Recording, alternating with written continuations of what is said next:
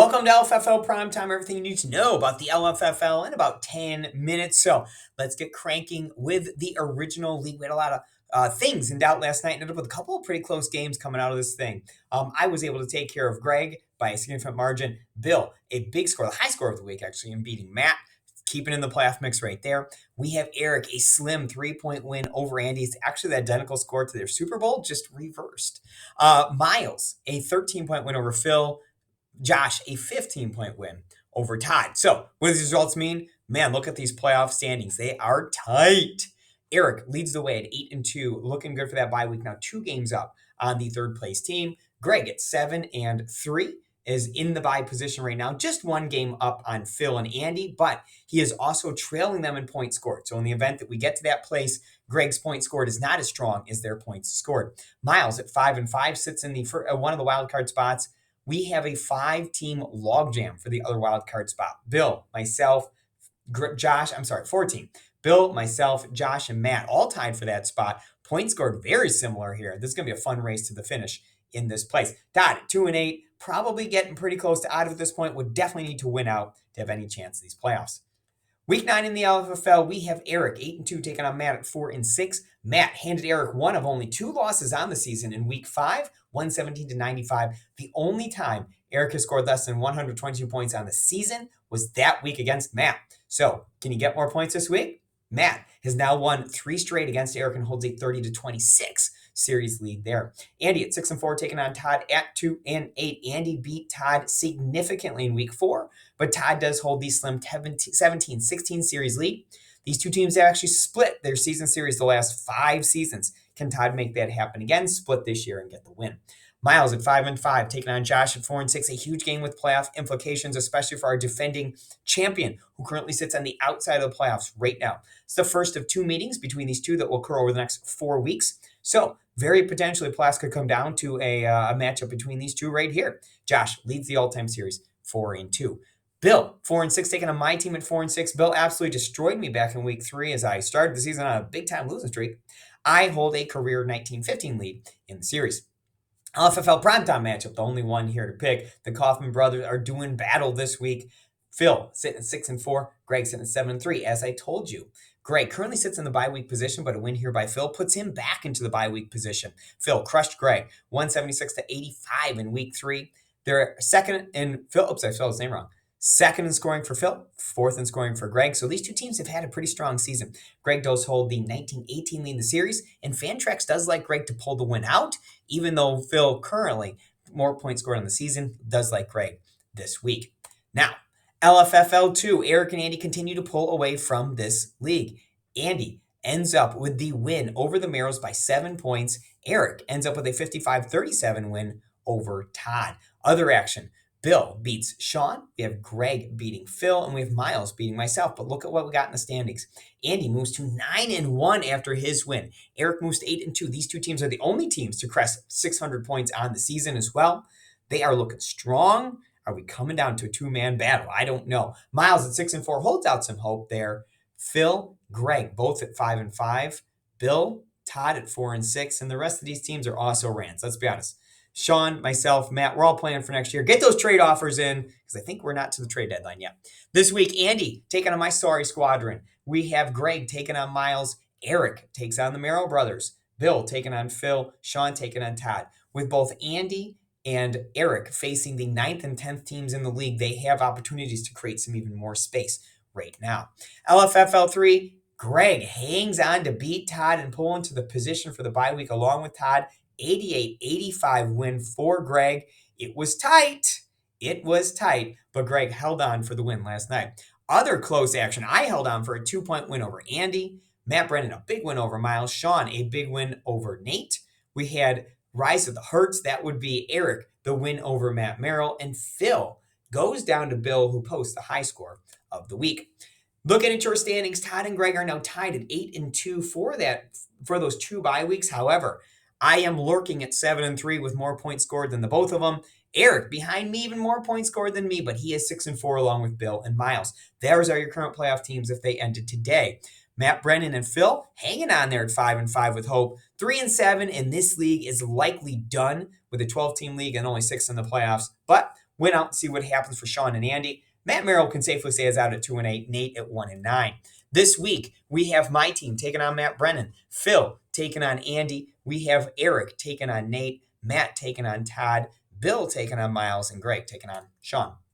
We're going to show our LFFL4. Congratulations to Todd. His second straight main slate win. His second of the season. Fifth of his career. A 182.06. Strong number for Todd. Miles came in second. Eric came in third. Eric now has 5 straight top 3 finishes on the Sunday slates. He has been top 3 8 of the 10 weeks on the Sunday slates. I was pulling some data together. My spreadsheet for LFFL4 is kind of goofy because I kind of switched over the way I was keeping track. So I went down and kept track of it.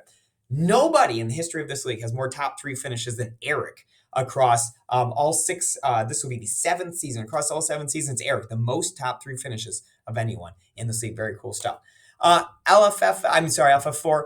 Phil wins on Monday night, a 92.35 score last night. I go with 89.89 to take the silver, and Cough Mania comes in with the bronze at 85.39. Phil's 3rd showdown win of the season, his 7th showdown win overall. Looking to our standings on the season, Eric does have a 109 point total to lead the way. Greg and I currently tied for second at 103. Little gap down to Phil and Miles and Matt Brennan in the 80s. LFFL5, congratulations are in order to me for 245 points against Bill. Phil also keeps his top spot in the league by beating his brother, scoring 248, the high score of the week. But your upset of the week right here, Cooper Troopers. Eric goes on and beats Sean, gets himself right back in the playoff mix. In your lower part of the standings, Nate, a 4-point win over Todd. We had Andy beating up on Miles. So flex scheduling continues this week. These good teams are all going at it still. Phil up to 9-1, a 3-game lead. He has officially clinched a playoff berth over here. Congratulations, Mr. Kaufman, the first team to clinch a playoff berth in any little league this year. We have myself at 7-3, just game up on Kaufmania, Greg, and Sean at 6-4. But look at this. Eric and Bill still right in this thing. They are playing each other this week. They're taking each other out. One team is essentially going to get themselves eliminated from playoff contention. The other team could very well be in playoff contention because the 2 6-4 teams, Sean is taking on Phil. Greg is taking on myself.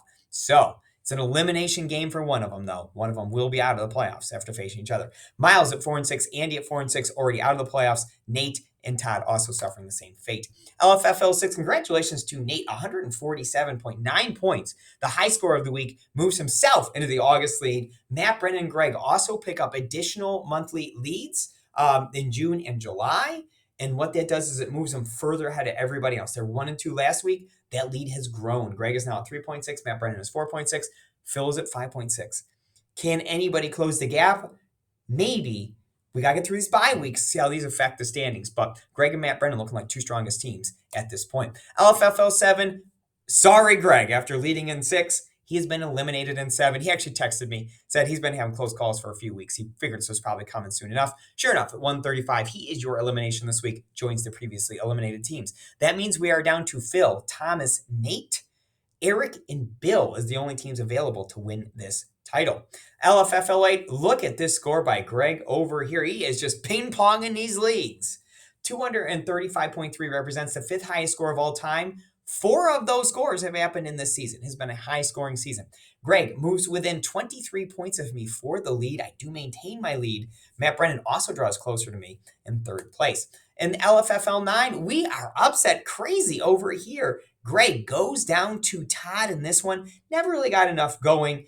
Pulled close when Cortland Sutton caught the touchdown. Pulled close, but then Todd had Dalton McCade. So it immediately turned right around. Todd took a lead that he never let up. The number 8 seed Todd has upset the number 1 seed Greg. He will move on to represent the Cunningham regional in this part of it. But look at, we talk about upsets. Number 15 seed Jeremy 2 pulls a second straight upset, beating Matt Brennan by significant margins, our biggest blowout of the week. Right here, Jeremy, after upsetting the 2 seed me, moves on and now is representing the Rice region in the Final Four. But look at this. I still have a team available. That's right. In the Merino division, I'm taking on my good friend Phil. Nothing wrong, 2 Dolphin fans doing battle in Merino division.